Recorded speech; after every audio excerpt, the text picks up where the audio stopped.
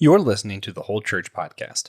Our efforts to educate and unite the church are made possible thanks to our sponsors on Captivate and on Patreon. You can get bonus content of our show on either of those platforms or on Apple Podcasts with a private subscription to the Amazal Ministries Podcast Network.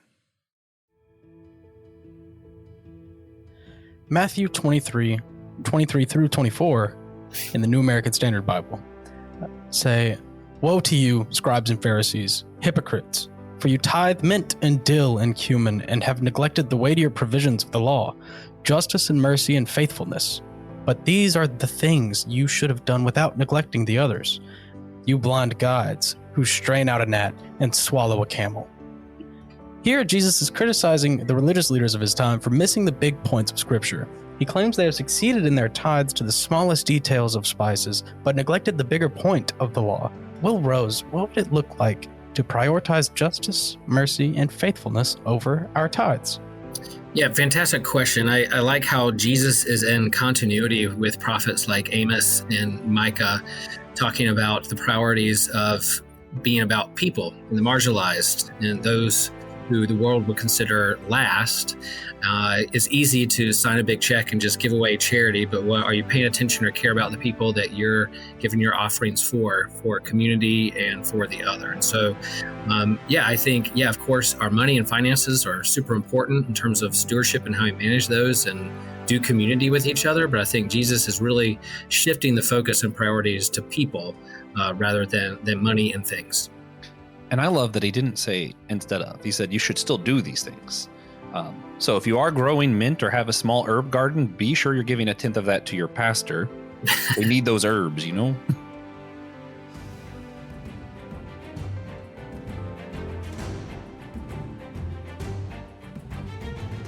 And with that, it's time for another round table. And this time the round table's truly round. Last time there was 4 of us. It was more of a square table, like a small card table, perhaps. But we're back. This is the Whole Church Podcast, possibly one of your favorite church unity podcasts. We have a few guests, but first I'm here. I'm Joshua Noel, one of your co-hosts, and I'm here simply to announce the other co-host, the Lord of the Mics, the one with the golden tongue, the one and only Tiberius Juan Blackwell. How's it going, TJ? It's going. Thank you. Yeah. Welcome back to your show. Thank you. It's been a while. Yeah. We are also here with your favorite pastor of Holy Trinity, Chapel Hill Lutheran Church. There's 2 here. I never say it out of You have 2 options. You have 2 options at this particular church. Who's your favorite pastor at this church? There's 2. Favorite lead pastor, Will Rose.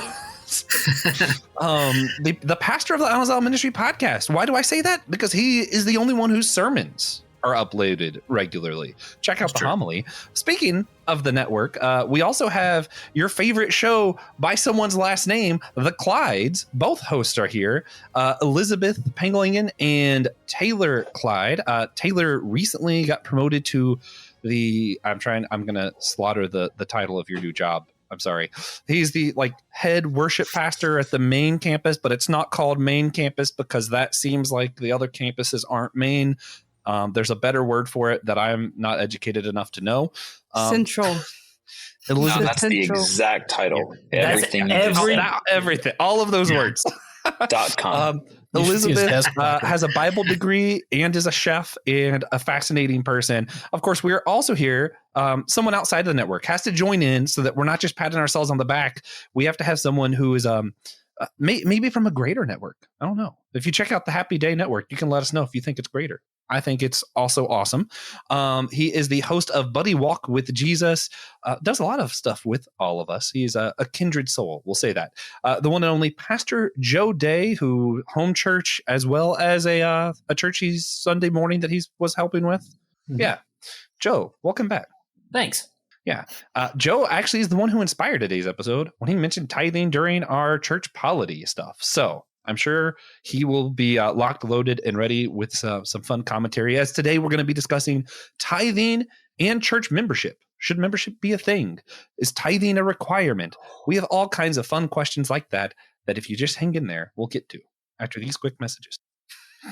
We've talked about it. Check it out on Amazal Ministries Podcast Network. The link is below to find all of us here except Joe. And then Joe's on, Happy Day Network. Go check them out too. Yeah, also, that link will be down below too. Yeah. If you're listening to our show on Captivate, go ahead and leave a one-time tip through the player on our website. I promise it's worth it. At the end of the year, I'm going to go through, pick a single person to send a very cheap Amazon plastic trophy to. It's all good things there. I might give now. I want a cheap plastic trophy. No. Actually, we do have some cheap plastic trophies that we hand out occasionally for whole church guests and stuff. So hang in there. We haven't done that in a while, but we probably will soon now that I remember we have it. Which also reminds me of my favorite form of unity. We always like to kick stuff off with a spiritual practice of silliness, because it's simply impossible to be in disunity, which isn't a real word, when you're being as silly as I am about to be.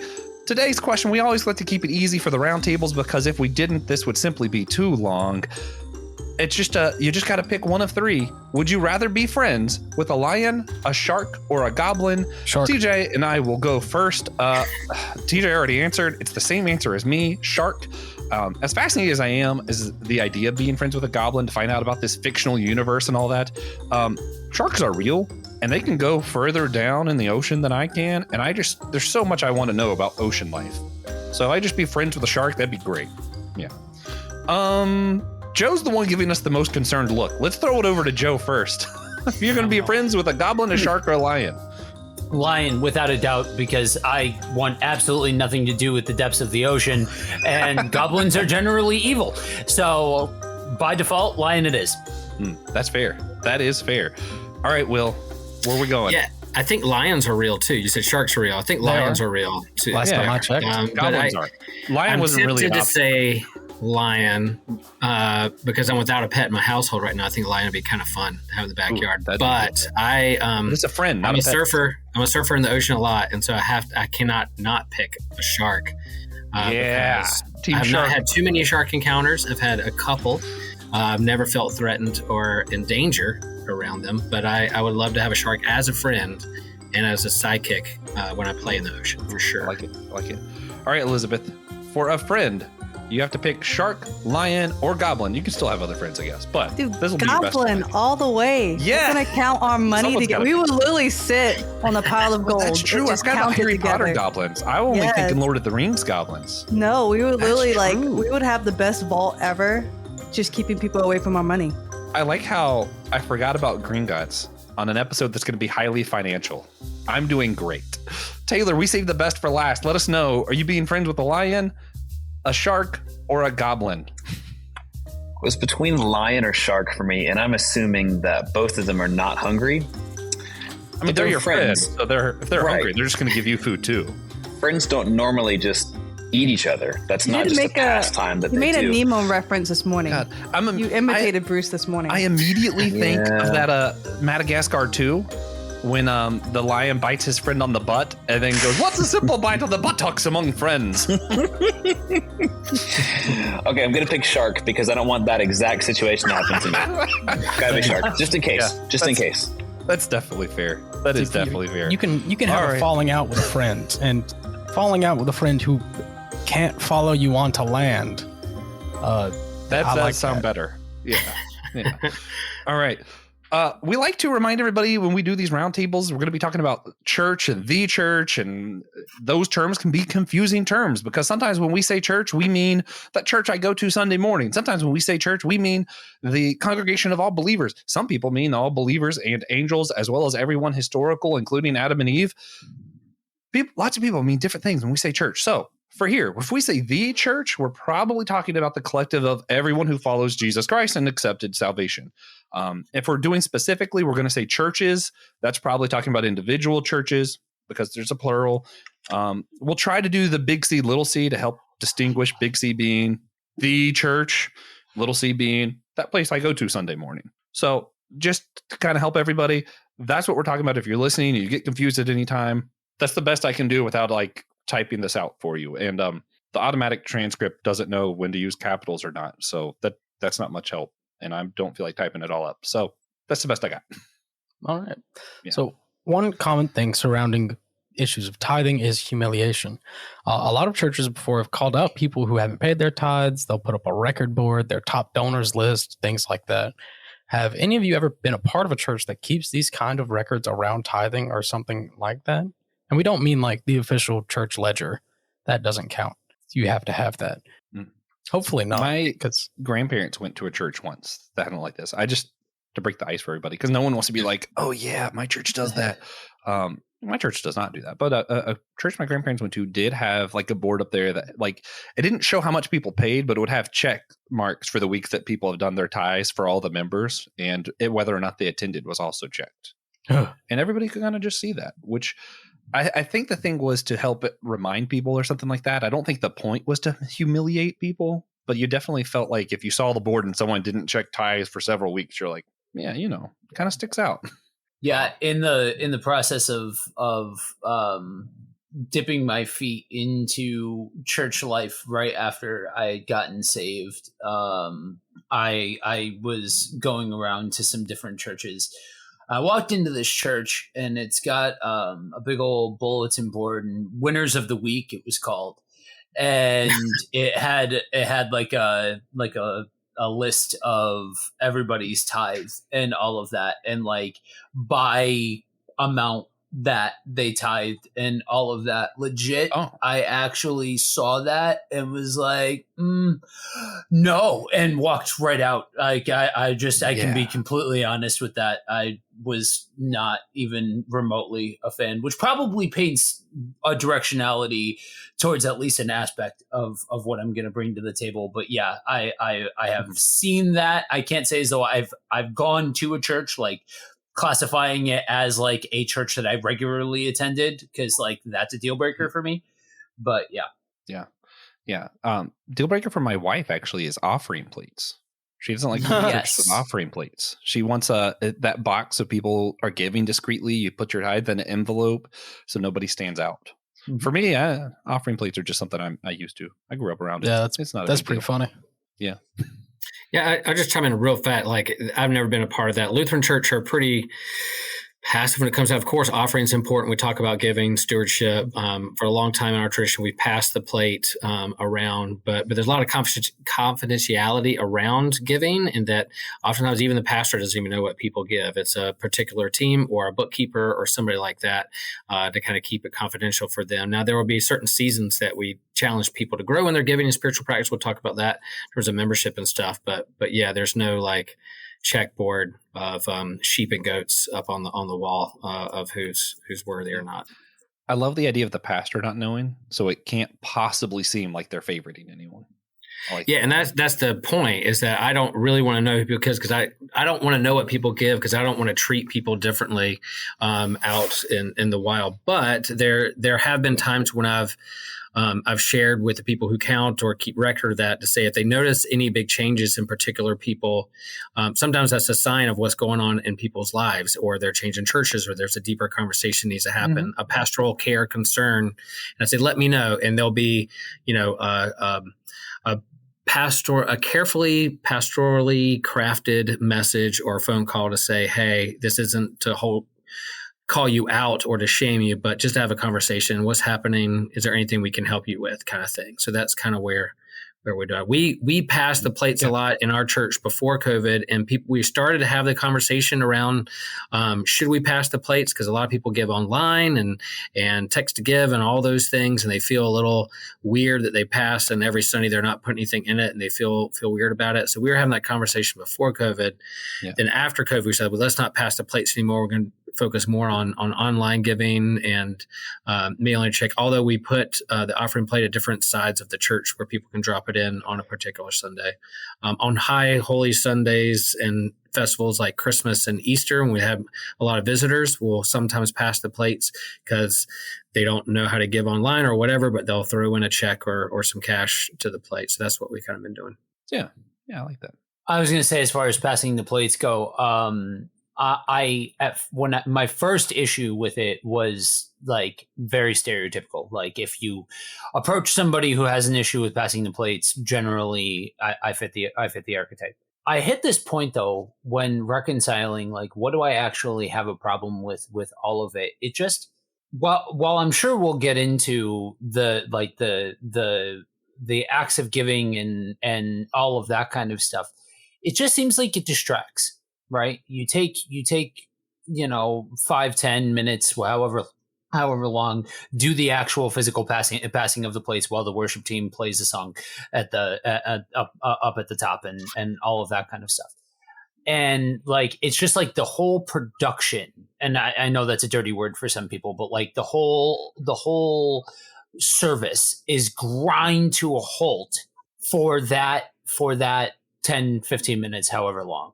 It depends on how you want to structure it. So in our church, we let them know this is a continuation of our worship. So we don't halt anything, and we explain the blessings of tithing.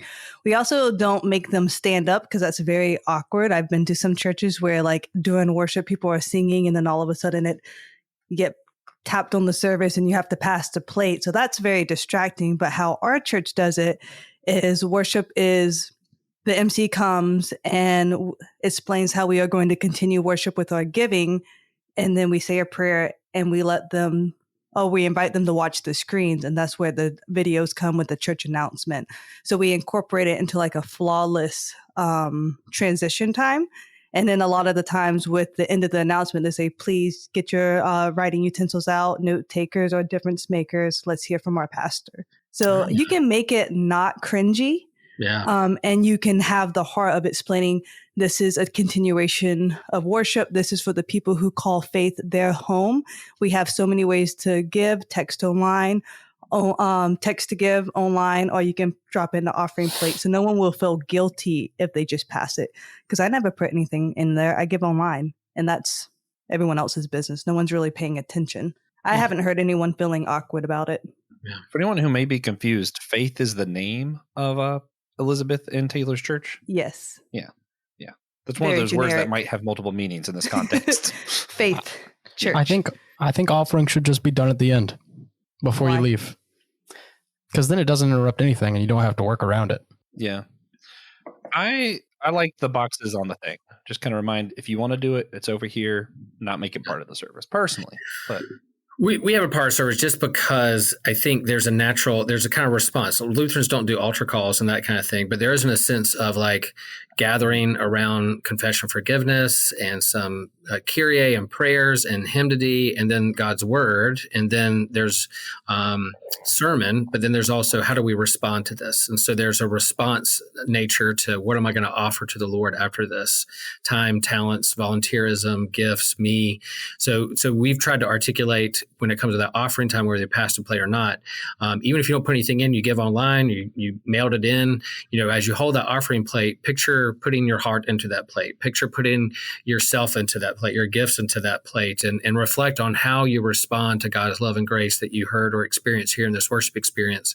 And then when you leave here and leave those doors, you're not only given to this community of faith, but out into the world. So that we're trying to use it more of kind of a, how do you reflect in this time of your own offering, stewardship of self, finances, gifts, all those things, hands, feet, here in the church and beyond the world. So that's what we're trying to articulate during that time. How are you responding to God, and then living your discipleship out in the world? Mm-hmm. Mm-hmm. I do really like the old Simpsons bit where they're in church and there's an offering net on the end of a really long stick, and they just kind of poke everyone with it instead of passing it around. Perfect. Yeah, let's do that. That's pretty good. So another issue that often gets attached to ideas of membership and tithing is what we might call prosperity gospel. Huge fans here on the show. That's not true. False. Yeah. Other ideas that may be implied that members who give more are more blessed by God. So how do we respond to these false teachings when we hear them? Any volunteers? Yeah. Joe? So I actually just preached on not specifically prosperity gospel, but one of the spiritual disciplines that has a way of getting wrapped up in this topic of conversation just this past Sunday. When we talk about things like service, or we talk about things like giving, or we talk about things like tithing, they in the West, it has this way of getting wrapped up in some kind of transactional mindset. And that has a way of bringing about guilt or shame or something along those lines. I'm going to give something to get something. I'm going to do this because I have to do this, rather than out of a posture of love and wanting to bless church, bless others, bless the church, so that way they can go out and bless others. Those kinds of things. When I think in a lot of respects, churches are in a no-win situation. And I'll get into this more at another point in the conversation. I think churches would do themselves a great favor if they separated the operating budget away from the tithe, but that's a different conversation. But for a lot of churches, especially the smaller that you go, there's a direct one for one there between the operating budget and the tithe, the amount of money coming in the door, all of those kinds of things. And so there can be this push to give and all of that, and positioned in a way where you are doing right by God by giving. And so when you have this kind of practice, this idea of tithing, tied to where it's supposed to be tied to, and I don't think we need to. I think one of the things that needs to be stayed away from is this idea of fighting a particular perspective. You know what I mean? Like fighting a school of thought. Just simply ground where your message is in Scripture. I may not be the type that I necessarily dig the idea of passing the plate, but you take two of the examples that were used that were outside of my context, and legit, everything that I'm hearing is cool, awesome, that makes complete and total sense. The way that it's packaged and presented and all of those kinds of things. So I think when we're talking about trying to navigate away from things like prosperity, just tie it as a response of love, and not, I'm going to say, reek of desperation. And I know that might be something that's spicy to some people, but I think sometimes when you're looking at that bottom line of how much money do we have in the coffers, there's this instinctual, oh crap, we need to really ramp this up, because giving is down, money is down, all of those things are down. I'm being from the business world, I get it. I'm all for those conversations and all of that. But I don't think we need to reek of desperation and thus turn to things like the prosperity gospel to increase tithing. Taylor. To come at it from a very interesting angle, I bring a unique perspective, not to be arrogant or anything like that, but at the current season of my life, I'm serving at a multi-site, what many would call mega church. And with that, a lot of times we get pinned for preaching a prosperity gospel, or incorrectly, all that kind of stuff, whatever. But that kind of becomes the stereotype. But from my perspective, being on the inside, one of the coolest things that we do, going back to what we mentioned earlier, in terms of keeping track of giving and things like that, we have what we call kingdom builders. And kingdom builders are those that basically we have identified. You're going to love this language, the way I describe it. Basically, people that we have identified based on how much that they have given as having the gift of giving. And so what we do with those guys is we will, at every one of our multi-site locations, we have a live preaching pastor that preaches, every Sunday. It's great. And about once every quarter, I think it is, or once every 6 months, our lead pastor pulls a report of all of the givers that are what we identified as top givers who have given over X amount. And he'll take that spreadsheet. He will remove the amounts that is given. So it only has names, phone numbers, and emails, whatever.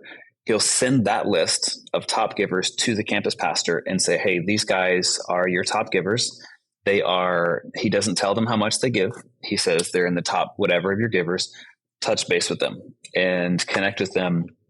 And what some could consider pandering, I love that it gives us a chance to thank them for their generosity. I mean, these guys are business owners. They're sowing a lot into the kingdom. And so we get a chance to love on them without feeling awkward of, my gosh, they gave this much, so I gotta really pander to them. But it gives us a chance to honor them for what they do. And then once a year, we host a banquet, large event that we do. We invite all of our all of our kingdom builders to come in, who across all locations have given, over and above this certain amount, and we admonish them. We celebrate them. We thank them for their generosity. We go above and beyond to show them what their giving goes towards all the people that they minister to. And it's a unique way to honor those that we've identified as having that giving, while at the same time being discreet to protect the campus pastors and their whole perspective. Will was going to say something. Yeah, we're in a stewardship consulting group right now to think through like financial giving and stewardship group that is consulting us and what we do. And there are some in that group who do have the opinion that the pastor should know what people make. So it could be a pastoral concern with people and to know what's going on in your congregation. I don't trust myself with that in terms of the attention I give to folks and who I respond to or go to the hospital first for, those kinds of things. But but there is this sense of talking about gratitude and thanking people when they give. And when we do capital campaigns or stewardship drives to say like, hey, we acknowledge what you do. And there are, just every community has their top givers. And man, if they left, then what are the other people going to do and challenge people? We'll talk more about how we challenge people to give what they can give. But we try to thread that needle and really tote that line of like, look, there's no one gift that's better than the others, but in terms of doing life and community together, it takes money, it takes finance, it takes a budget, it takes, like you do with family or neighborhood groups or whatever, you gotta figure out how you're giving it. So, but we come from that Reformed tradition, Martin Luther tradition that, the whole like, hey, if you give, then God will love or bless you more, or you will get to heaven faster than the other people. I tell my community is if you ever hear me during a stewardship campaign say, if you give more, or if you give to this certain thing, then God will love you more. You have permission to nail 95 statements on our front door why I'm wrong. It's like we're in that tradition. So that whole like as Joe said, transactional, if you do this, then God will do this. We steer away from that kind of mindset, but then talk about the spiritual discipline of growth and gifts and the life of the Spirit and how we go together. That's what we lean into. So, but we also acknowledge that money is important, and Jesus talked about it a lot, and so we can talk about it a lot as well. We don't need to be scared to talk about money if Jesus wasn't. So, yeah. Joe, real quick before you go, I wanted to throw in there, when we're talking about the prosperity gospel thing, as much as I'm usually on the same side as the anti-prosperity gospel stuff, and I am anti-prosperity gospel, just for the record, I am against it. I think a lot of times what gets left out of the conversation is what doctrines were used to build that false doctrine, where the wrong turn took place, because there is a foundation for it in the Bible that I do see. Not that if we do good things, God will bless us, but rather there are many places in the Bible where people held back from God, didn't give what they should have to God, so God held back from them. So it's kind of like the opposite of prosperity gospel, but there is this thing of, are you giving what you should be giving? And that's not even financial. Sometimes it is your family, sometimes it's your time. I know a guy who didn't make enough money to pay his tithes, and he asked the church, can I just give 10% of my week to come serve the church? Like, of course. And I think our mentality of, I hate to be the always in the middle guy, but I do think there's a place of, it's absolutely wrong to say, if you give, God's going to bless you, because there's plenty of times in the Bible of people who gave that God did not give them wonderful lives. Of course, I believe they have a wonderful life in the afterlife. But that's another thing. But there also are places in the Bible where people held back from God, and he did hold back from them. That is biblically something that happens. Thank you, radical centrist Joshua Noel. So, yeah, I agree, but it says test me. Very few times will the Lord say like, hey, try me, test me. And so, yes, I am never going to tell someone you must tithe 10% of your money, but it literally says test me. And so just talking to like one of our campus pastors, we're very big into finance together. We teach Financial Peace University.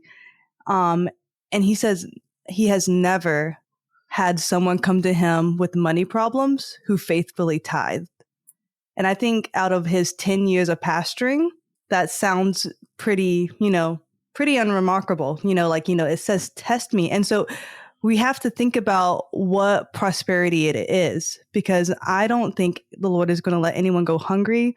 The bills might not be exactly paid as you think, but it's literally a command to test him. And it does talk about 10% of your increase, which is 10% of your income. So I fully believe in the power of tithing, which is not very popular. And I'm never going to tell someone who has to choose to feed their kid and tithe. I'm never going to tell someone to go ahead and tithe to the church. But man, if you want to be blessed, like that woman who gave the 2 cents, who gave it all, like the 2 mites, and she gave like more than the richest person, like just test the Lord. For the like record, I've seen his. Well, go there ahead. are lots of places of the Bible, people who gave that were not blessed. And I know lots of people who tithe and have money problems. Yes. Yeah. But are they still? So you have to think about what prosperity is. Like in America, we are richer than most people in the whole entire world.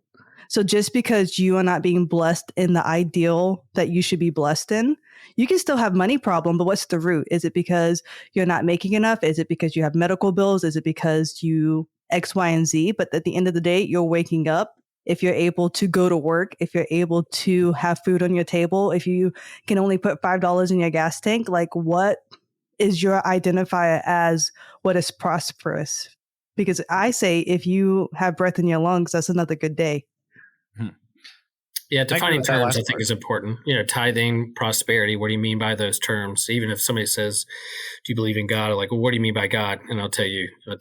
Kind of defining terms is pretty important, and I think that's kind of what it is. The challenge is, well, how do you define those terms, and then how other people define it, and you disagree with their definition of what they mean by that thing. So, yeah. And being in the finance world and helping countless people with their budget, people don't have a money problem when it comes to tithing. They have a spending problem.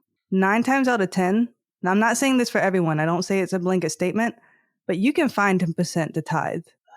This is one of those things that Elizabeth I know, and I say do disagree on. which that's is just because I fine. don't think tithing is a biblical thing for Christians. But we'll get to that later. So on that notion, I want to start off with what I was originally going to say, and then I'll comment on the turn that the conversation took. For anybody who's really heard me in front of the mic for any extended period of time, I'm going to throw people for a loop. Dude, if you know as a pastor who is giving, and you are responsibly using that information, okay. And at another point in my life, I would have balked at every single solitary thing that you said to. Like that would have been like nails on a chalkboard, the entirety of it. Use it responsibly. It's Will and I have had this conversation a dozen times as far as the house church movement versus physical churches. Use the equipment that you have well, if you have it. Like use the information that you have. If you're gathering that information, use it well. If it's used privately to as a thank you to now. Coming from the smaller church background, there's different nuances. Like there's absolutely a difference in my world versus what would be considered a mega church world. But I also think that we need to get out of the mindset of, oh, you have certain number of people. Oh, you have a certain number of campuses. Oh, you have a certain number of whatever. Oh, then automatically I'm going to not give you the benefit of the doubt with what you're doing. Oh, you're gathering that information? Oh, that means that you must be putting other people down. And I say that tongue in cheek, but the reality is that whether we look at the large scale churches or we look at the small scale churches, there's an instinct in some way, shape, or form to put down aspects or not to look at it generously and actually hear what they're doing. You know what I mean? And so, I think that's, I think there's certainly value to be had in being aware of if it's either who your givers are. I don't know as though I necessarily agree with. I think there's flaws in the idea of translating that to people having a gift of giving. I think there's flaws in that, but that being said, I can certainly appreciate acknowledging people who have helped the organization. Likewise, like with what Will was saying, there's value as a pastor knowing where a person's financial situation sits and all of that. Yeah. I think as far as the whole prosperity thing goes and all of that, I do agree that we need to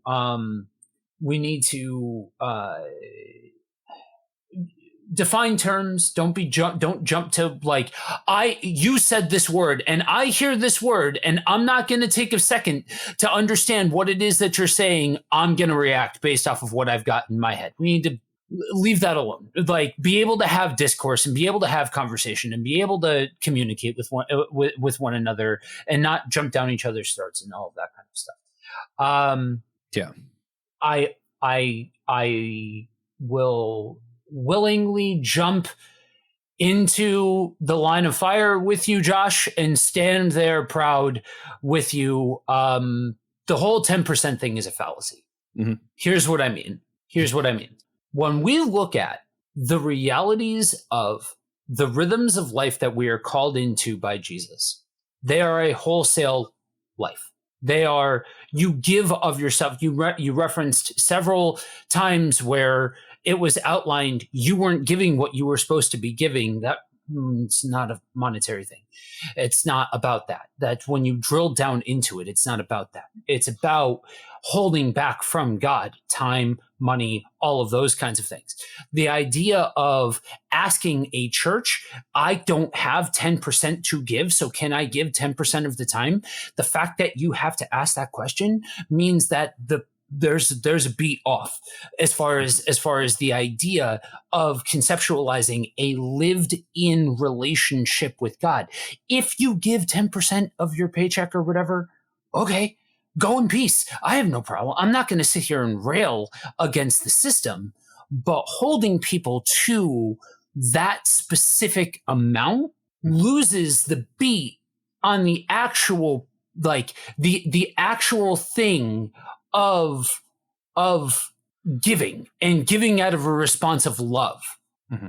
The other thing I'll say about this is, and this is now where I step almost fully into my lane. When you're talking about small church, when you're talking about house church, when you're talking about the smaller scale stuff, there's a lot of examples.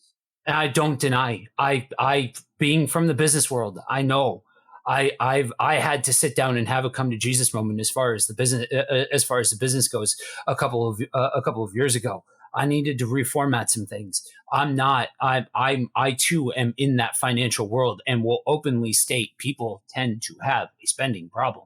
Yeah. But there are plenty of people who do not fall into that category. And the idea of give and God won't let you go hungry, that's a risky proposition because I've watched that happen. Like, I've watched people give literally what they like to the point of it hurting. And no, there wasn't some miraculous story of, and then somebody slid them an envelope with $17.95 or the exact amount that you hear a lot of the time when you hear about stuff like that. You know what I mean? So I think when we talk about these things, we have to be aware that it's giving, yes, tithing, okay, whatever. Like, if it depends on, again, defining terms. I don't hold to the 10% thing, but giving, okay, generosity, okay, yes, absolutely, great. Let it be dynamic. Let it be a response of love and actually like giving out of that place. And I'm not saying I'm not saying if you give 10%, you're not doing this. That's not what I'm saying. But when we hold these strict lines to it of defining exactly this or exactly that, I really think we've missed the point in lieu of the organizational practices of it. Yeah. For those wondering, the top reason for divorce in America is financial disagreements. And if you can't tell, there are plenty of financial disagreements here, and we're still trying to find church unity. And sometimes it's a struggle, and we're going to do it. I believe in us. Elizabeth and I have had this disagreement before, and we're still friends. So We should abolish money to do it. Yeah.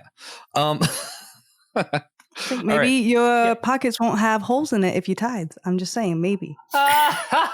So we also want to discuss church membership in this episode.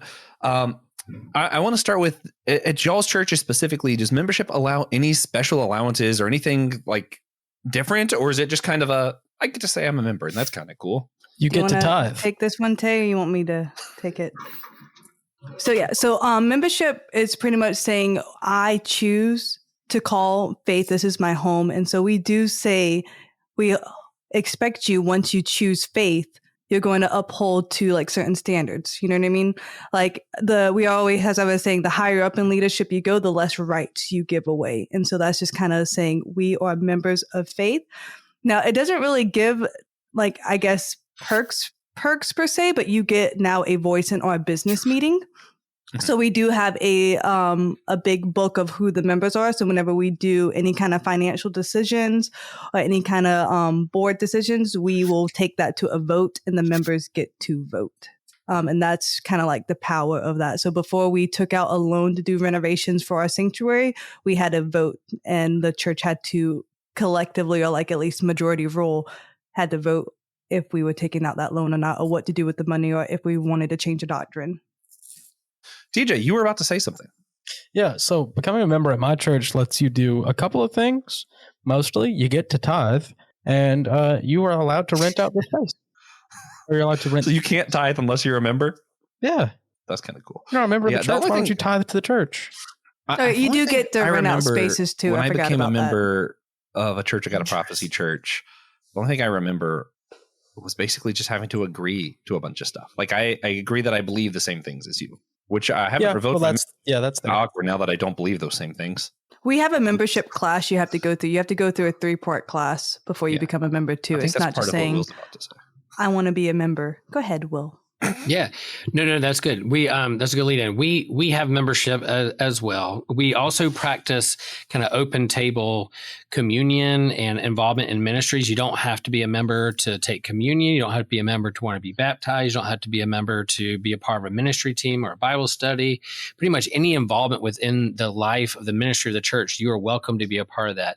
Where kind of what Elizabeth was saying in terms of once you're a member, you then have voice and vote for the big decision-making process in our church. So voting on a budget, voting on the call of a new pastor, renovation of a building. When we have these annual meetings, collective meetings, membership meetings, we're deciding the business of the church. That's where that comes into play. And it'd be similar. I share with a friend and be like, yeah, everybody's welcome to my house to cook out, and I'll invite anybody to come and hang out in the backyard and be friends. But when it comes down to like, I want you to be a part of my family or a long-term relationship, blood or found family, to if we're going to talk about like how to take care of my mom in assisted living or how to pay for college for my girls, like that's an inside thing that we're going to do about. So we want you to be a part of the congregation, life of the congregation, learn about the history and life of the congregation so that you can make informed decisions in community life together. And so we do a 3-class membership class too, where we share our own stories, then we share the Lutheran story, and then we share Holy Trinity story. And then at the end, they join the church, and church council says, yep, we accept you as members of this church. And so the next time we gather and have decision making or even run for church council office and the governing board, you're now a part of that. All right, Joe, same question. What's membership in your church? Does it do anything, or is it just you get to say you're a member? Yeah, it doesn't do anything. So basically the way that it works is we ask, the way it gets framed is it's family meetings. And if you call the Grove your home, then we would like for you to be a part of the family meeting. There is membership. But there is no added perk. It's more of the belief is, well, in this area, there's a buffet of churches. Like there's a lot of different churches, and there's a lot of church hurt. So a lot of folks that are coming through the door, actually, fascinatingly enough, both in the Sunday morning context and in the house church context, generally are coming from some kind of church hurt background. And so for a lot of folks, they will attend, they will love on the community, they will do all of those things, they will get involved, all of the things, except for submitting to a membership. Yeah. And so it's framed as, if you're involved, like if you are a part of the family, then be a part of this, engage, all of that kind of stuff. And if you choose to make the statement, I want to be a member of this church, then that is available. Cool. It's also, I should state, and I know that this, like, if you guys have heard Will and I break it down, that this is where a lot of the difference in our context comes. I don't know for you guys, Elizabeth, as far as like denominations go or anything else like that, but I should state for anybody who's keeping track of everything, for anybody who's like a church denomination nerd, and they hear me and I understand that the way that I do church and the way that the context in which I'm coming from is like different from a lot of folks that would probably be a part of this and all of that. We are a, by national standards, medium-sized, independent, non-denominational church. We're not a part of any of the groups or denominations or anything else like that. The church was planted independently 13 years ago. Yeah. And just for everyone's scorecard, Will is a ELCA pastor. TJ is a Church of God of Prophecy Pentecostal dude. Elizabeth is Assemblies of God Pentecostal. I am a Pentecostal ELCA hybrid. That's just, I'm sticking with it. I forgot, someone had their hand up, but I don't remember who. Elizabeth, then me. Yep. Okay, real quick.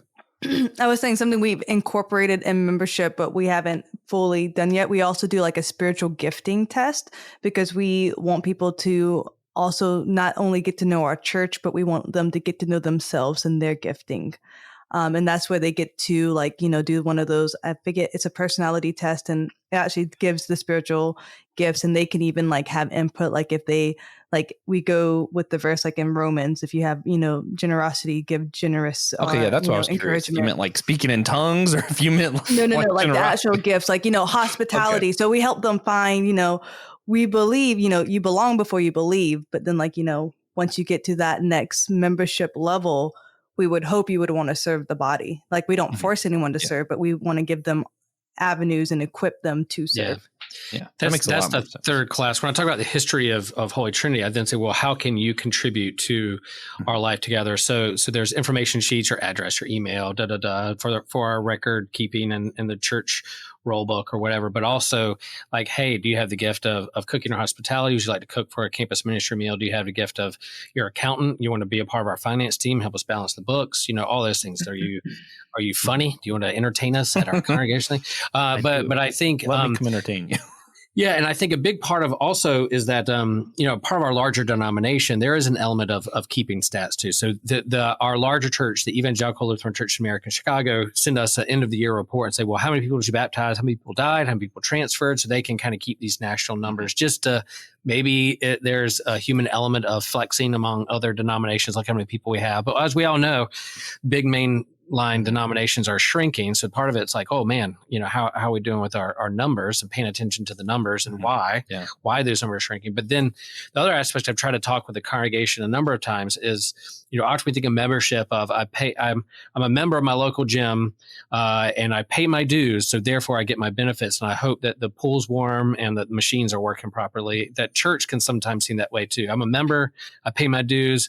Pastor better preach a sermon that's not too challenging. The air conditioning initially made, but it has to be on during the summer. So we try to move past that and say, is discipleship rather membership kind of aspect. Member or discipleship, your gifts, a part of the congregation, is how we do life and community together. And so I've tried to shift the membership term into understanding what discipleship means, or their engagement in the congregation, how involved they are in family of faith. So rather than I'm a member of a country club, so therefore blah, blah, blah, blah, the church is just a cheap country club. I move away from that big time. So that's kind of how we try to frame it. Yeah. Church is just a cheap country club. I've heard a lot since working with you guys and getting involved and all of that. I have heard a lot of stuff. I've never heard church is just a cheap country club.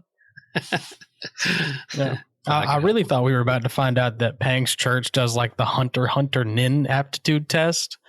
They just like bring a glass of water, and whatever the water does determines which spiritual gift you have. I would love that so much. That'd be fantastic. That would be fantastic, but sadly, no. I still get really uncomfortable when I hear like, this is how many baptisms we had, and like those kind of numbers always make me uncomfortable. I think because I know a couple pastors who do this like every Sunday. They're like, this many people spoke in tongues, that I found out they just kind of saw people and said, yep, they were baptized in the Holy Spirit, and they kind of make up their numbers, try and make themselves look good. And it's like, you can find your numbers. Competition. And I'm like, I know that's not everybody. I've seen it enough that it makes me uncomfortable. 68 people baptized, and that's a celebration. Same 68 people as the week before. No, it was good. But I'm just saying, like, why would that be cringy? I mean, you may not know their heart. That's their problem. It's not your job to know their heart. I just celebrate don't like with people. Make it a competition of our church. That's their problem. That's their problem. You can just celebrate with people, and if they have a heart issue, let them deal with that with the Lord. That's not you.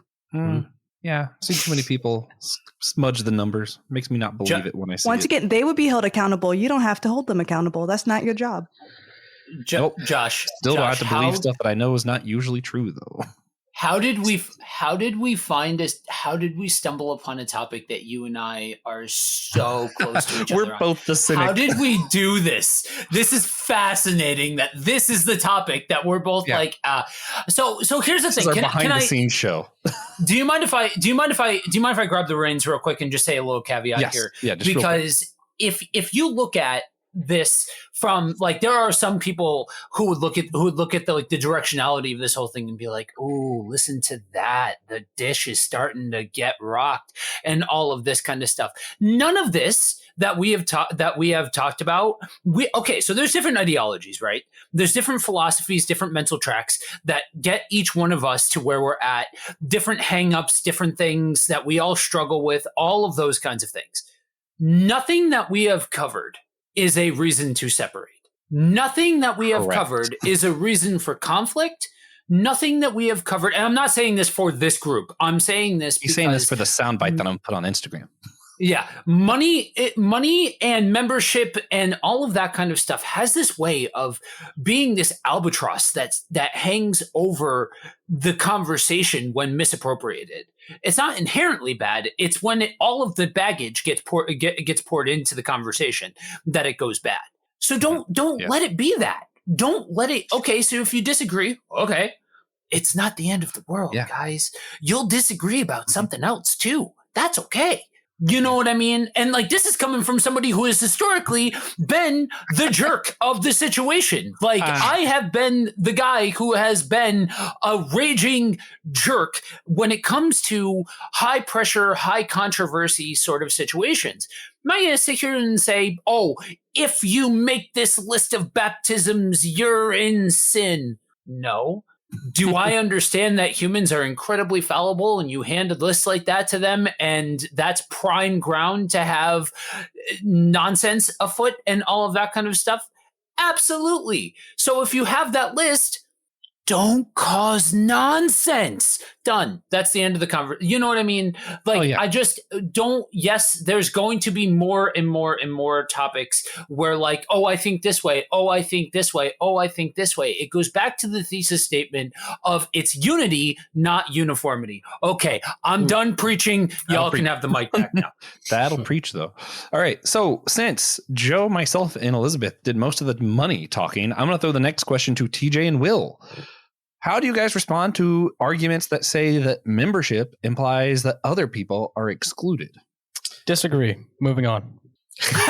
All right, Will. Yeah, I understand that the word can be tricky about who's in, who's out, who's better, who's not, that kind of thing. But again, I go back kind of the family and friendship thing. Like, you want to grow in your relationship and just get to know people better and know their gifts better and live together, then how do we do life together? So membership is just a way to kind of level up and say, I'm really dedicated to this congregation, really dedicated to my discipleship, and I want to be a part of it and really go deep with you guys, not just keep visiting all the time or just attend on Sunday morning. That's it. And I go back home. I think part of the membership, what's happening Monday through Saturday in the church, not just Sunday morning during worship, and membership is a conversation piece to talk about how to go deeper in our life together with a community as a family, brothers and sisters in Christ. So that's kind of what we're using for. Yes, it can be abused. Yes, all those things. Numbers can be cooked or whatever, and you can cook the books. But I think part of that celebration piece is like, this is how many members we have. I tried to share just my last church council retreat. They're like, it looks a little thinner on Sunday morning. Our congregation, like, yeah, just people are doing church a little differently. Like, look at our numbers on YouTube and how people engage online. Look what's happening during the week when you're not here with our campus ministry. Look how many people are subscribed or members of our email newsletter list that are clicking. Like, we have more people engaged in our congregation than ever before COVID, and they're doing it differently, just with their eyes on Sunday morning. So I try to bring those things up. And so using words like subscribers or members or followers or, smash that like button or how are you engaging with our congregation? Membership is just another word like subscriber or follower or influencer. I don't know. Use whatever word you want, but how do you go deeper into the life of the congregation? Yeah. I mean, with the podcast, we have subscribers, right? We have patrons. And yeah, patrons get a little extra something because they're giving us money. I feel offended, Joshua, that you not can call me a patron. You didn't call. I'm outside that super club. Yeah. Why I'm not in the inside club? But you're like you're inviting people to be a part of something larger. So to extend an earlier analogy, you can go to most of the country clubs around here and you can play golf and you can eat without being a member. It's pretty much the same. You can go to church. You can eat at the church. But they changed. Finley Golf Course around the corner, UNC Finley. They changed, and now you have to have a membership to hit their driving range. And I would go there all the time. I can't. Now it's more than just $5 or $6. They're forcing me to do like a monthly fee, and I can't afford that right now. So they're keeping me in a year. In about a month and a half, when we go to Disney, TJ and I are going to play foot golf because Disney apparently has a whole foot golf and like 9-hole course, and I can't. Do you have to be a member? To see what it's about. You have to be a member of that country club. No, you do not. Yeah. Foot golf is like soccer with golf holes. Josh is going to be really bad at it. Great. I can't wait. Anyway, moving on, TJ. Here's the next question. So membership, not in the Bible. Tithing is. So there are a lot of different opinions about tithing in the church. We've seen that over the past, I don't know, how long have we been doing this? 17 hours? Before going forward, we should all share our thoughts on whether Christians are required to tithe under the new law or not. Any takers? I'm not doing that. That was bait for Joe. I was waiting for Joe to hop on. All right. No, I mean, our church doesn't have a requirement to tithe the membership. Every stewardship, financial giving, talking about money and the budget and how we do life together as a community and what we spend our money on as disciples, it comes up. And I challenge people to grow in their percentage, to look at their checkbook and to say, what are you spending your money on, where your priorities are, what you're spending your money on, and are your priorities. And so I hope Holy Trinity is a priority for you in our life together. And so that's the kind of language I use. We Lutherans kind of stay away from the tithing part or the required part, but we do talk about offering, talk about growing your percentage of giving. How is your giving financially a part of your spiritual discipline of our life together as a congregation? So that's kind of how we go about that. Joe changed his mind. I was joking about not touching that one. As it relates to membership, no. I mean, I wouldn't say that those things are in any way, shape, or form connected. As far as required, I think I'm going to double back to something that I said about, really, I could say this about this entire topic, both aspects of this topic. What is your heart posture?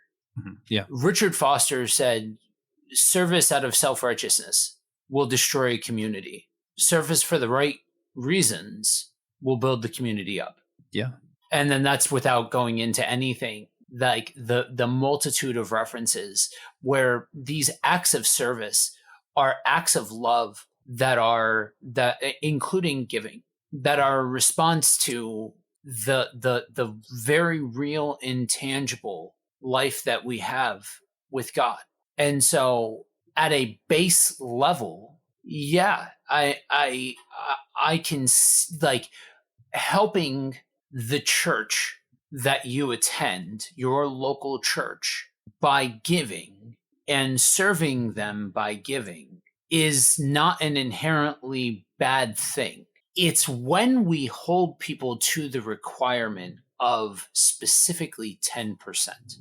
And I'm very glad that you had said what you said, Will, because finally we've been everything set for the last, I don't know, several times that you and I have been on the air together has been all sunshine and rainbows. It's been a giant glass of Prozac juice between you and I. But finally, you said a thing that I can disagree with. But this time, I can disagree with it well in comparison. Asking people to grow their amount, even that I think is, it's just not helpful. It's just not helpful. Like, because it's not throwing a blanket statement to everybody means that you're going to hurt somebody when it comes to the conversation about money, because you don't know where people are.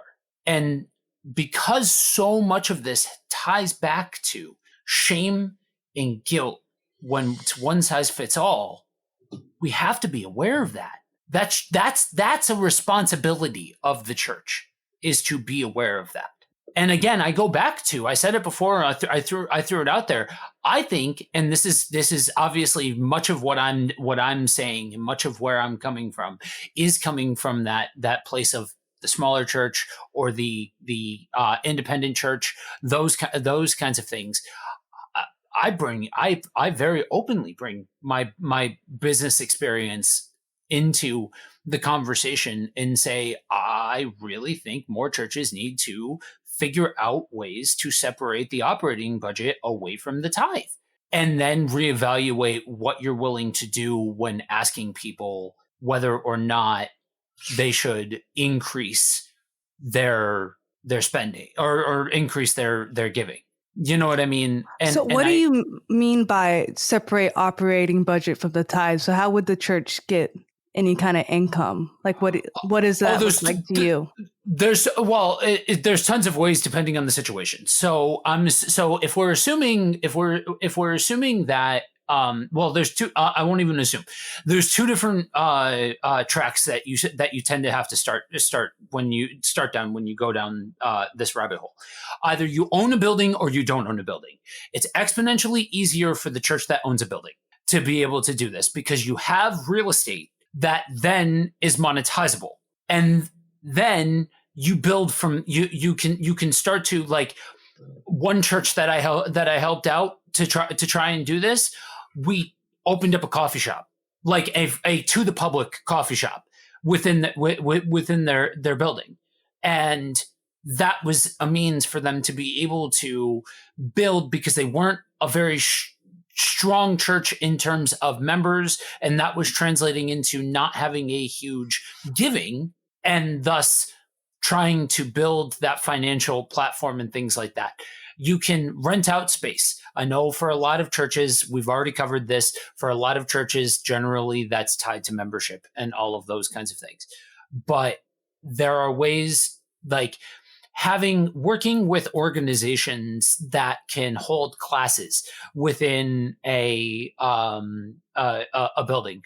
Most churches operate off of the licensing already that would allow for a lot of these businesses to be able to come in and operate with very little in the way of additional paperwork.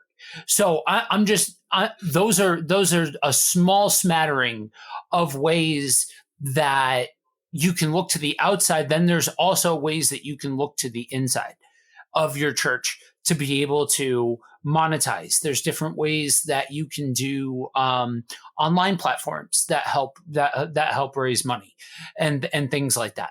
So how come it's okay to do online platforms but not ask your members to tithe?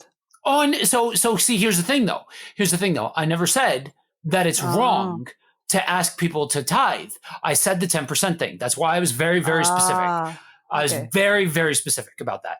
Like, it's not about asking people to give to the church.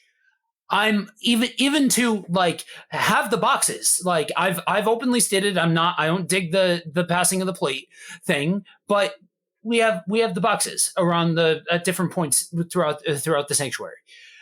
Like that, the act of giving isn't the problem. It's when we regiment it. And I'm trying to avoid the word, because I think for a lot of people who sit in my seat, they'll throw this word legalism in there to try to add some flavor to their point. I want to stay away from that, because that like so many of these other words has a way of drumming up emotionalism. Emotionalism isn't involved here. It's a matter of orienting it from a position that is centered on the right stuff. Whether it's 10%, 5%, 2%, 15%, 20%, whatever. That's my point. Mm-hmm. I guess the growing the percentage is like, we are really careful to say, like, if this isn't for you and your people and or your family and those kind of things. But as I would challenge members to grow in their spiritual life and their prayer, grow in their scripture reading, grow in their involvement with the church, their growth the thing that finances and money is a big part of their lives. And if we're going to grow the church and what we do out in the world, then budget.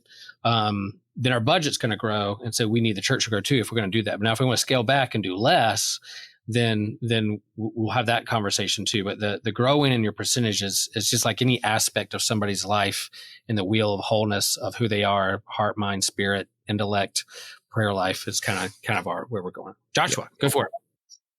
When it comes to tithing, this is where my love of law and love of Leviticus is going to come out, and I'm going to be really nitpicky, and everyone's going to be like, Josh, why didn't you just say you were for tithing? Well, to me, these nuanced, specific details matter, just like they do in real law.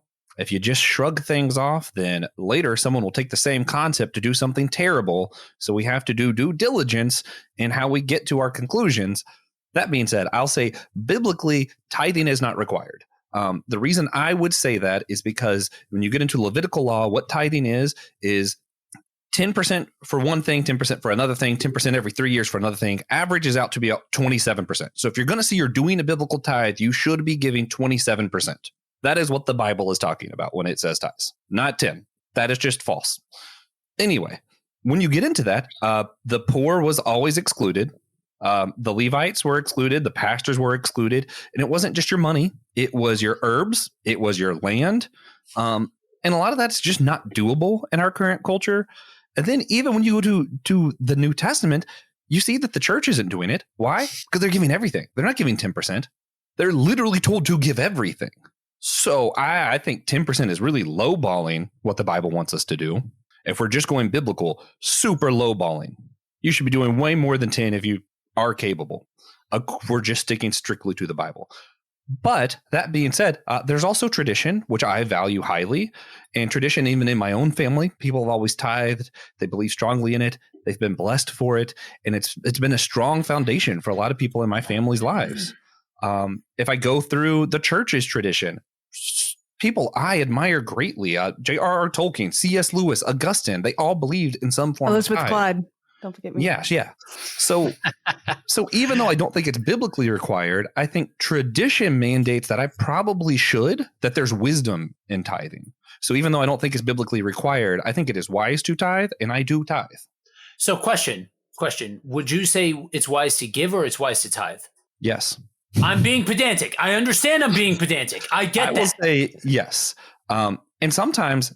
And this is where if I had to do my hottest take, sometimes if you don't believe in what your church is doing with their money, if you don't have faith in it, I don't think there's anything wrong with saying, you know what, I'm going to directly give to the things that I think matter in this world. I'm going to directly give my money to feed the hungry, to house the poor.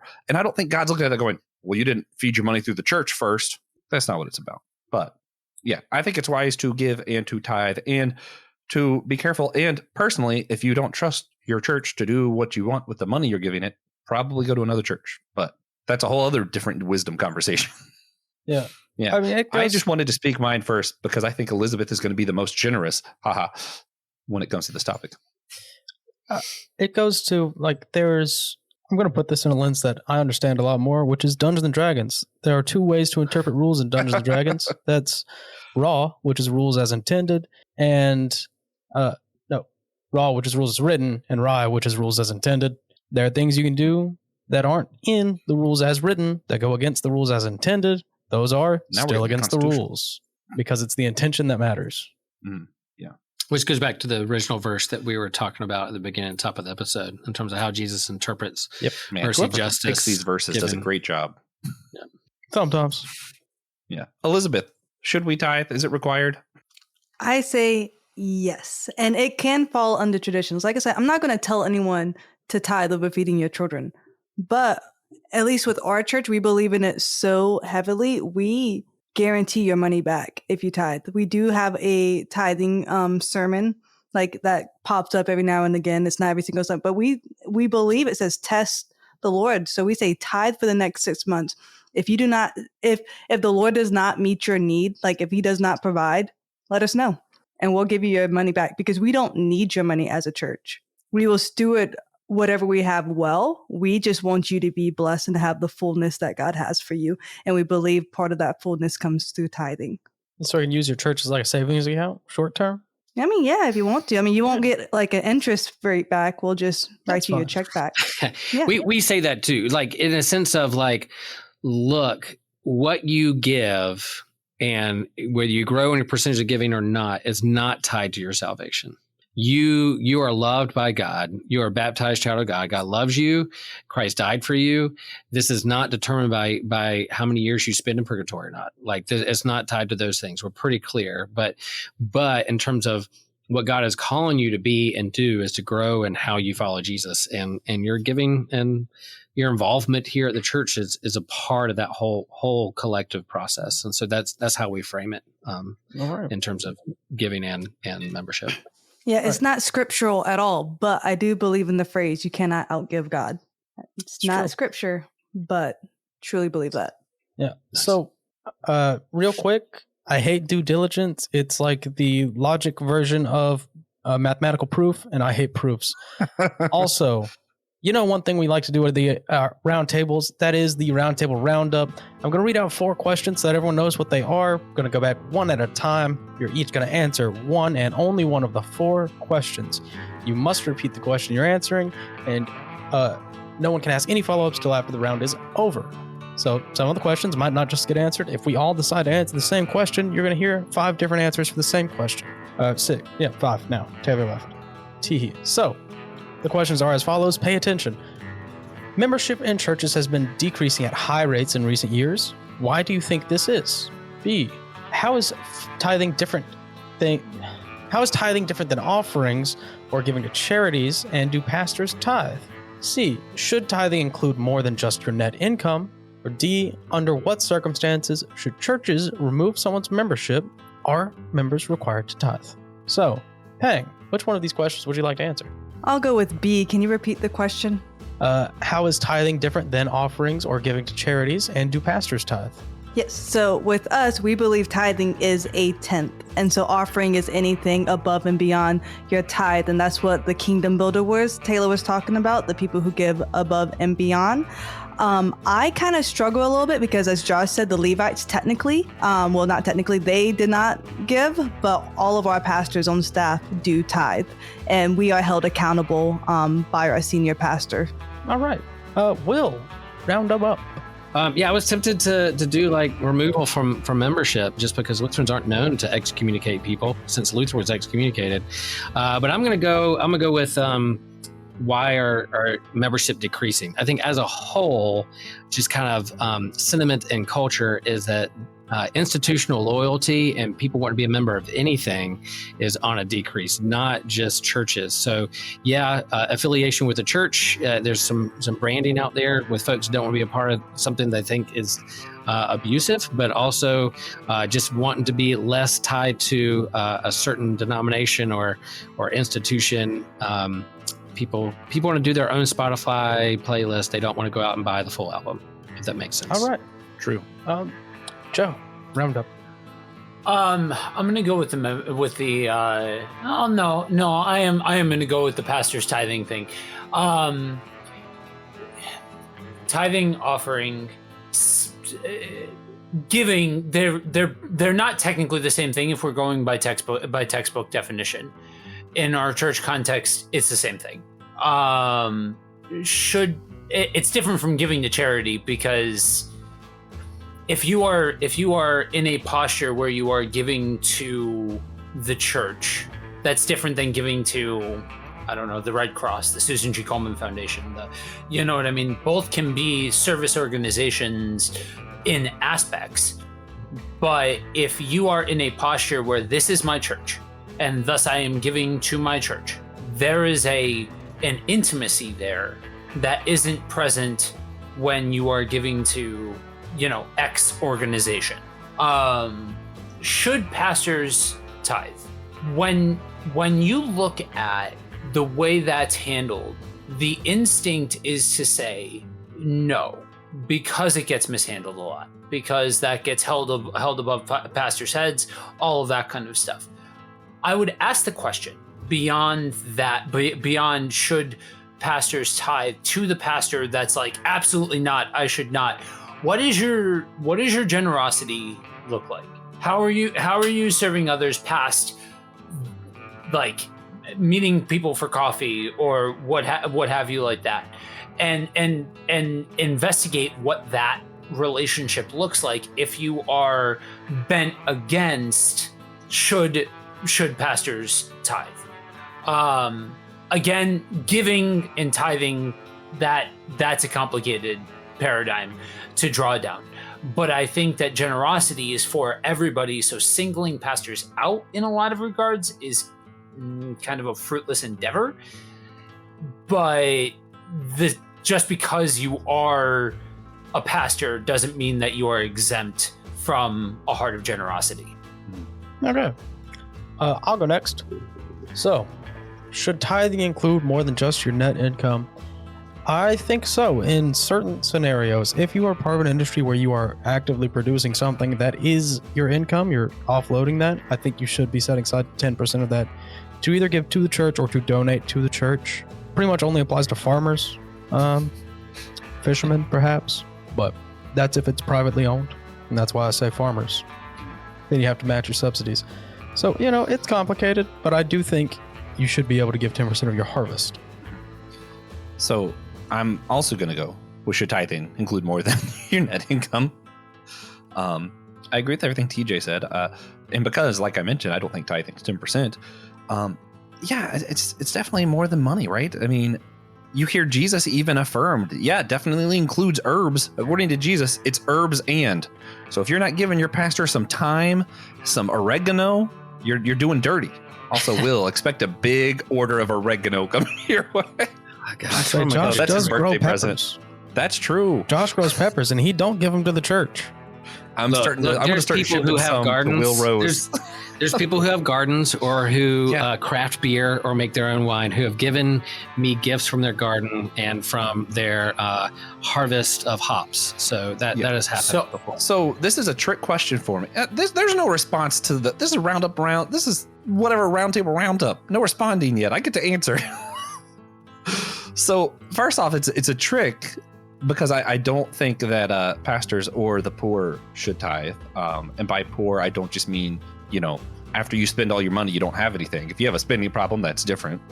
If you're actually in poverty, I think you should be one of the recipients of tithes along with the pastors. I think if your pastor is living in a smaller, if your pastor is not living ideally, if he's struggling and you're not, I take issue with that, because why invite him to live with you?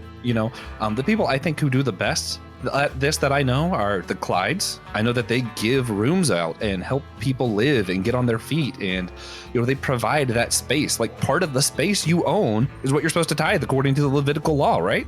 So I love when I see stuff like that done. When I see like the stuff that you're making, that you're also doing it for your pastor. When the little old ladies who make dessert and make an extra one, like an extra banana pudding for the pastor to take home with them, that's a tithe. And I think that's what we should be doing. All of us, maybe you don't make banana pudding, but maybe you work with wood. Make your pastor a desk, make the podium for the church. I think all of these things fall under tithing and are what we should be doing as the church. I feel convicted. I have too many surfboards, and I need to give them away. Yeah, you should donate some of those to the church. To your Start a pastor. class. So, did anyone have anything to add that they would like to respond now that the roundup is complete, Joe? Yes, if you are in the Pennsylvania area and you would like to donate some of your harvest of craft beer, the pastoral team is fully ready to accept those donations. Praise God, I should have done. Jokes aside, yeah, I'm with you, Josh.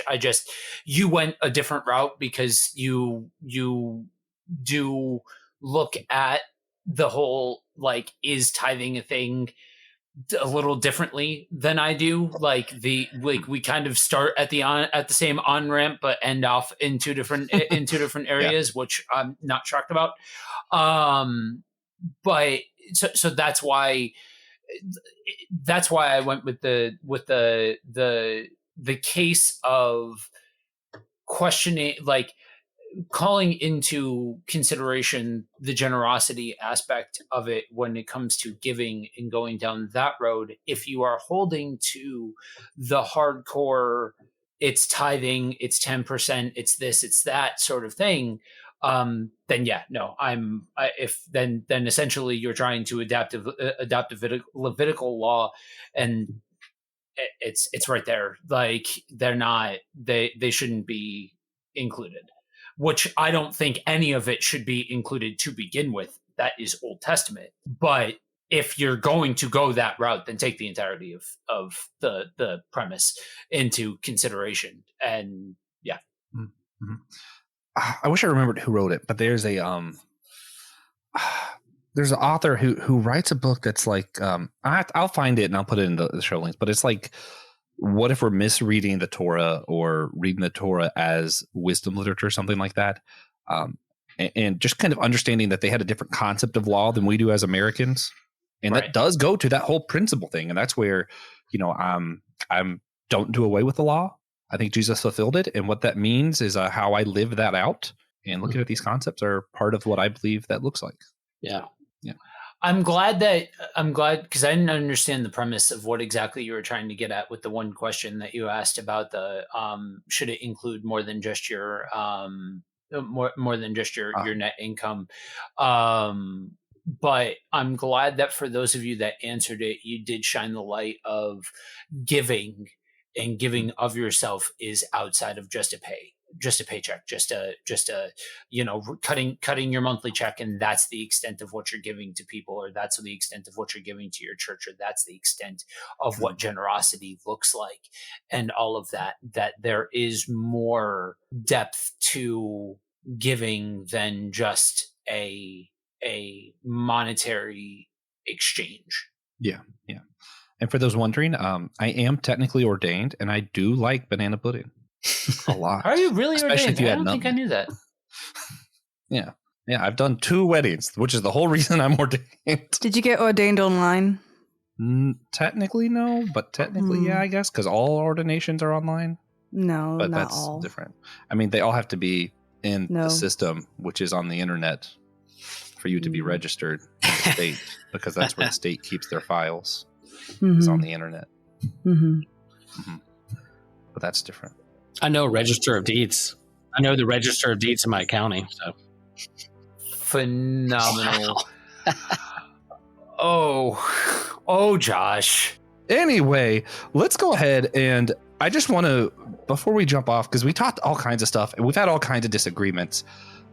what extent of unity is possible? Like, obviously we can all get together here, but if I'm saying, hey, we can't require a tithing, and I don't think Elizabeth's saying you require a tithing, but just for the heck of it, let's say she is saying we have to require a tithing. We can't be at the same church, because how are two pastors going to come up, one saying no tithing, one saying you have to tithe? That doesn't work.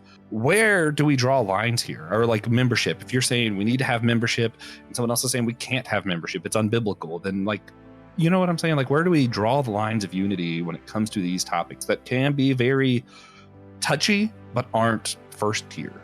I think we all agree they're not first we tier. do expect our members to tithe, and we believe the tithe is 10%, but we're not over here checking, because we have no idea what their gross net income is. We're just believing in them in good faith. Like, I want to become a member. I understand these expectations. So we don't revoke membership if they're not tithing.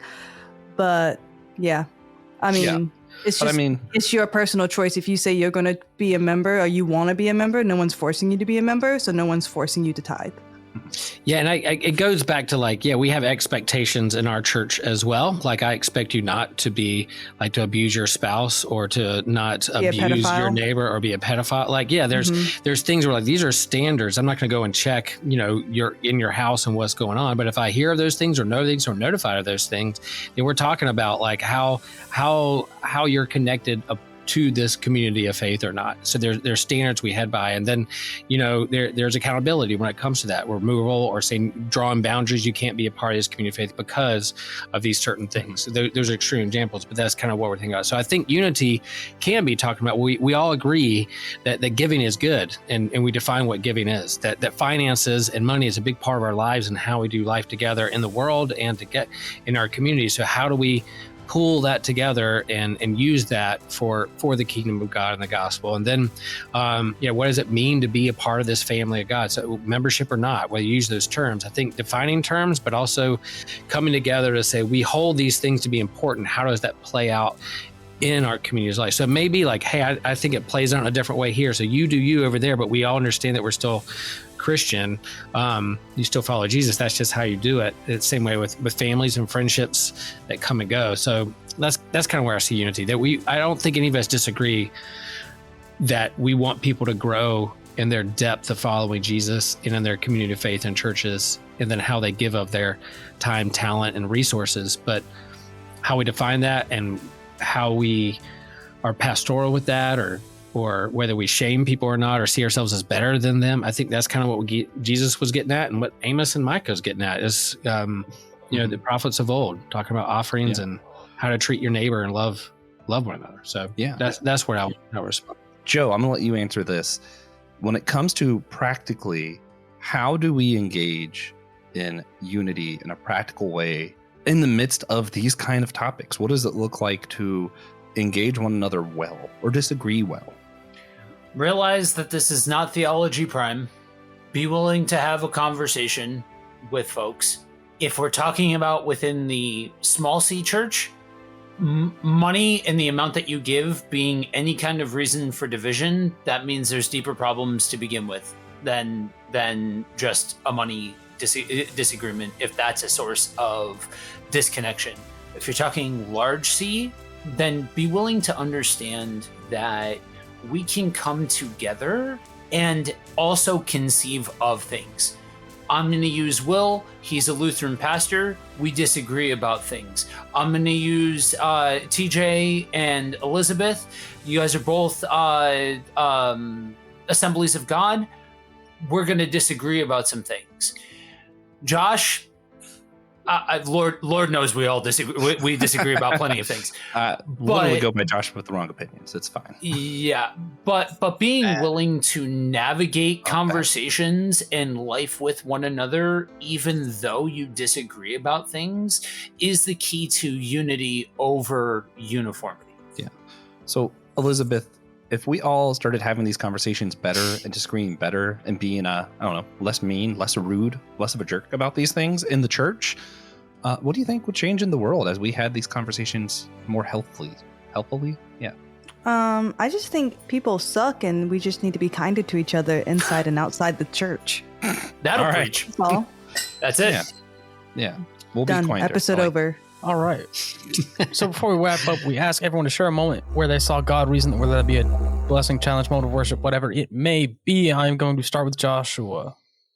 Lots of stuff. Right now, I actually discovered some seeds that I harvested for my butterfly garden that needed to be planted basically right when I discovered them. I was like, that's right. I forgot that I stored these earlier in the year so that I could plant them in January. And here it is January when I found them and remembered that I had them. So God blessed me with the ability to grow my garden. Sweet. I've got sort of a prayer request for my God moment, or maybe he's just all around me with a challenge. I'm starting a business right now, and it's not terrible, but the cooperative aspect proves a bit difficult. The unity part. Yes. Indeed. Will, do you have a God moment for us? Yeah, we hired a new director of worship and music here, organist, pianist at our church, and she's neat and she's collaborative and creative, and I'm excited to work with her. So I'm hoping that all works out as we head into some high holy days and new seasons of the church here. Awesome. Pangalangan, do you have a God moment for us? Yeah, so we just got done with our 21 days of prayer and fasting. And so just being able to have that fire, like it felt like revival in our church, and just seeing so many people excited to be there this Sunday night, and watching 68 people get baptized was just like super, super special. Like people, first generation believers who are like in their old age, it was just very special. It's cool. That's awesome. I don't know if we've ever had the God moment inspire the next roundtable, but next roundtable, fasting. I like it. I love fasting right now. Yeah, it's a good topic. Joe Day, do you have a God moment for us? One of our attendees made it through successfully open heart surgery. Wow. That's Praise huge. God. Yeah. Open heart surgery is crazy, dude. Have y'all ever seen a surgeon's table? I'm going to use up some of Josh's last available time. They'll literally just like pick up your organs, put them out, and then throw them back in there when they're done. Your organs will put themselves back in the right spot. They just got to put them in there. Blows my mind. Yeah. Some people go to work. Some people go to work and kind of wake up, have a cup of coffee, and they go and work on people's hearts. I go and answer emails and craft a sermon. They go and spiritual hearts. You work on people's spiritual hearts. True. I do open heart surgery too. A sermon this week. Here we go. Josh and I work on people's stomachs mostly, and their toilets. That's true. Well, probably their hearts, but in a negative way. Yeah. Please consider sharing the episode with a friend, enemy. Share with your cousins. If you all have 10 cousins, share with all of them. They all listen. That's huge for us. Come and check us out on our Discord server. The link is in the notes, and we love to talk to you guys. You can also talk to, I think, everyone on this episode, if you can get them to answer. But if you're listening on the AMP Network YouTube channel, congratulations. You've experienced this in the best way possible. Please like and subscribe. It helps us so much, and it costs $0. Yeah. Also, check out the other shows on the AMP Network featuring Will, Taylor, Pang, DJ, myself. We're all featured several times. Joe is definitely on a lot of those shows, just not as a host. Yeah. So I hope you enjoyed the show. His show will also be in the show link. Sorry. So I hope you enjoyed the show. Next week, we'll be taking a break before starting our new series, Controversial Unity. Then we'll be doing an introduction to the series after that. Pete Enns will join us for the first episode in the series to discuss how we can have unity whilst disagreeing about biblical inerrancy. And finally, at the end of season 1, Francis Chan will be joining us. What? You guys are still in season 1? You guys are still in season 1? Season 1 might last forever. Okay. Yeah. That's the secret. That's our secret. It's always season 1. Always season 1.